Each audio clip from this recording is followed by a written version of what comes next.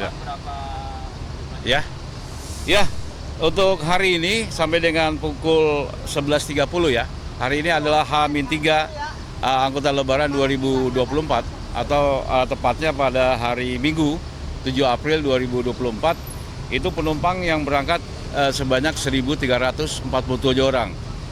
Untuk kemarin pada H-4 atau tepatnya tanggal 6 April 2024 itu penumpang yang diberangkatkan sebanyak 5.693 orang dengan tujuan favorit itu adalah Jawa Tengah, Padang, dan Palembang. Gitu.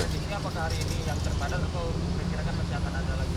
Ya, diprediksi hari ini kemungkinan puncaknya ya.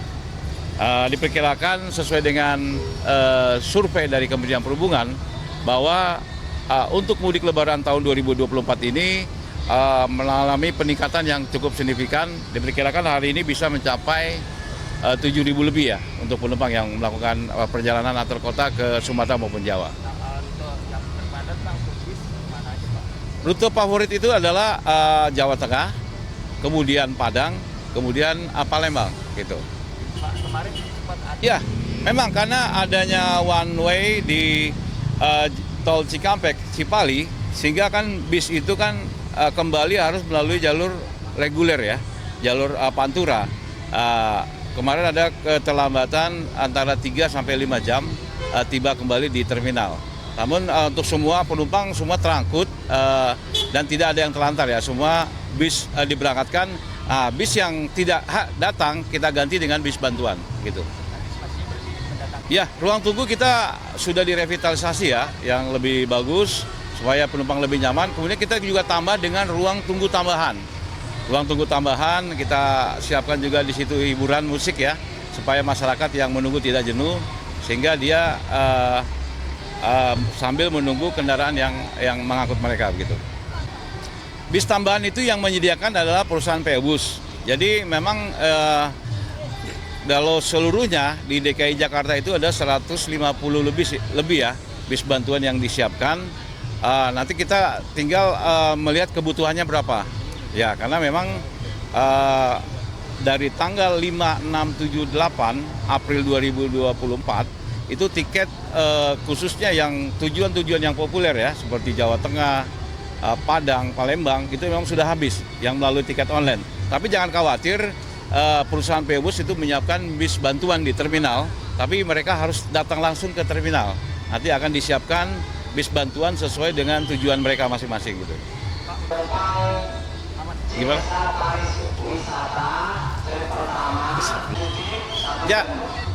Ya, tahun ini mengalami peningkatan yang cukup signifikan ya dibandingkan tahun sebelumnya ya. Tahun sebelumnya itu puncak mudik Lebaran itu terjadi pada H-3 sebanyak 5.655 orang.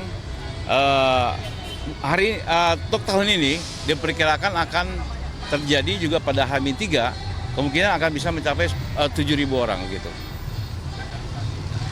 Betul ya. Jadi kita merevitalisasi khususnya Dinas Perhubungan DKI Jakarta, khususnya UPT Terminal, itu merevitalisasi bangunan kantor dan loket penjualan tiket, kemudian kios dan ruang tunggu supaya masyarakat yang tertampung di situ lebih banyak untuk yang melakukan mudik. Selain itu kita juga menambah dengan tenda-tenda ruang tunggu yang lokasinya ada di taman supaya masyarakat bisa berteduh di situ juga sambil menikmati hiburan musik yang kita siapkan gitu.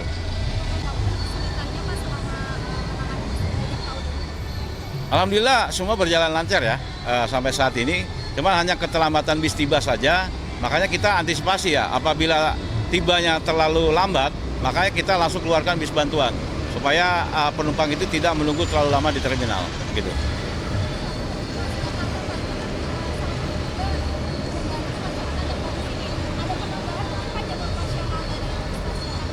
Ya, bis Transjakarta itu khususnya pada saat angkutan Lebaran, baik pada arus mudik maupun arus balik, itu memang ditambah jumlah armadanya dan juga jam operasional kendaraan tersebut.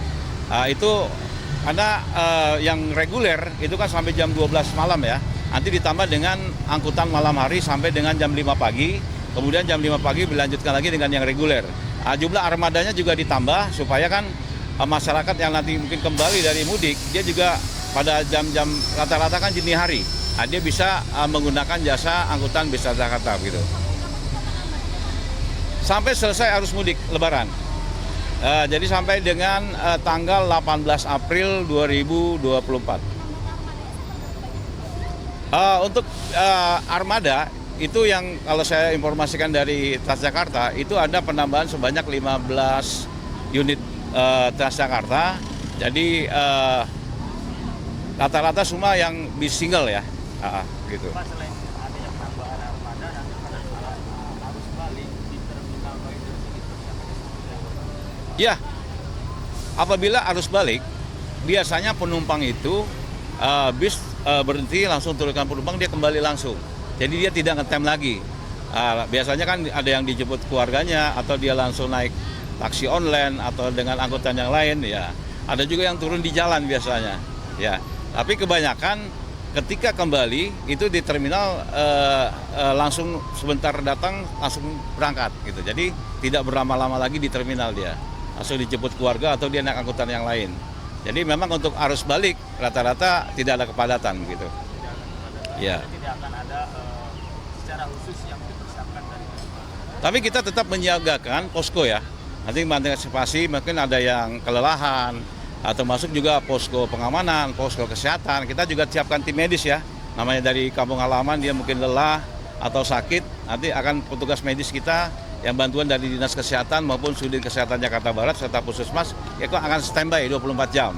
Karena diantisipasi apabila ada penumpang yang kelelahan kembali dari kampung halaman, dia sudah bisa ditangani begitu. Untuk lainnya Pak, untuk tim keamanan, tim wisata, berapa? Untuk semua dari posko-posko yang ada, termasuk layanan-layanan yang ada di terminal, itu petugas kita lebih kurang 150 orang personil. Ya, baik itu dari TNI, Polri, mungkin dari dinas-dinas yang lain, kemudian juga ada dari Pramuka, kemudian ada Senkom yang membantu di terminal Kalideres. Untuk pengecekan urin, itu apakah dilakukan setiap hari Pak? Ya, pengecekan urin itu setiap hari dilakukan. Ketika bis tiba, itu langsung pengemudinya kita periksa. Jadi selain memeriksa tes urin, kita periksa juga kesehatannya.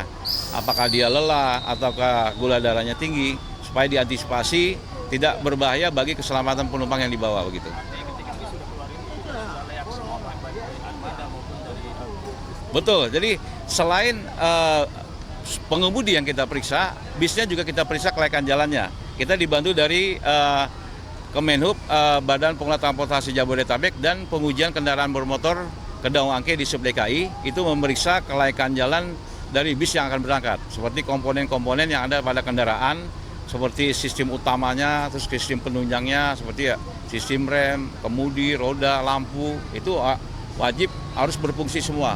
Itu tidak ada toleransi untuk itu. Kemudian ada lagi yang pelengkap di situ seperti alat pemukul kaca dalam keadaan darurat, kemudian alat pemadam kebakaran, kemudian dongkrak, kotak obat itu juga wajib ada gitu. Pak, harapannya terakhir untuk para calon pemudik yang masih akan menggunakan atau melakukan Harapannya kepada pemudik ya, pertama pastikan dia itu dalam kondisi sehat, ya. Pastikan dia dalam kondisi sehat ketika dia akan berangkat. Setelah itu dia kunci rumahnya, ya, kemudian titipkan kepada tetangga atau ketua RT, matikan semua alat elektronik supaya tidak membahayakan hal-hal yang tidak diinginkan terjadi.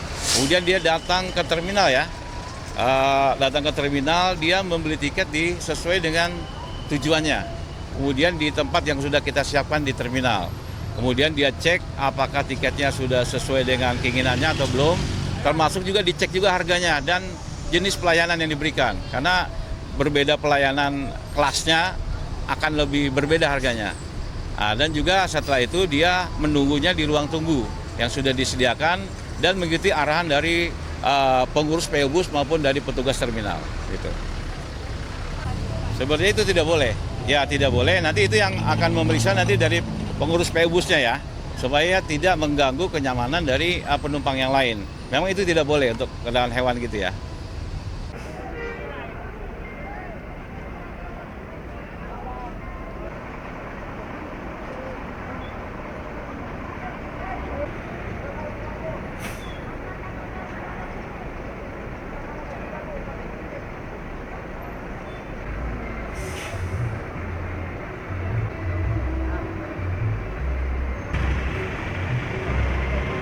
pariwisatamu.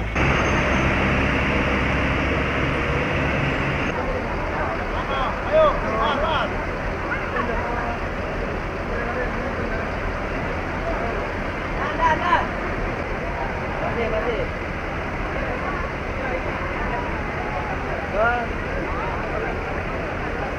Ya. Mana ini nih orangnya? Lagi di belakang.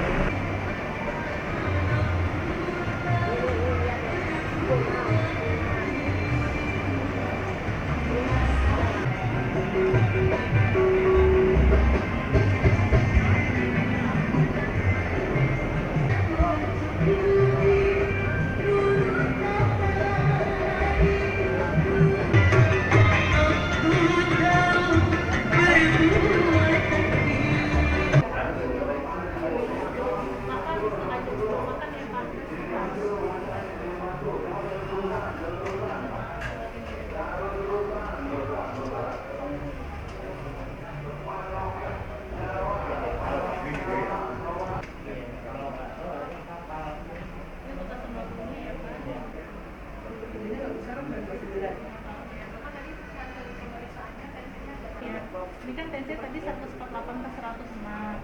Kurangi makanan nasi.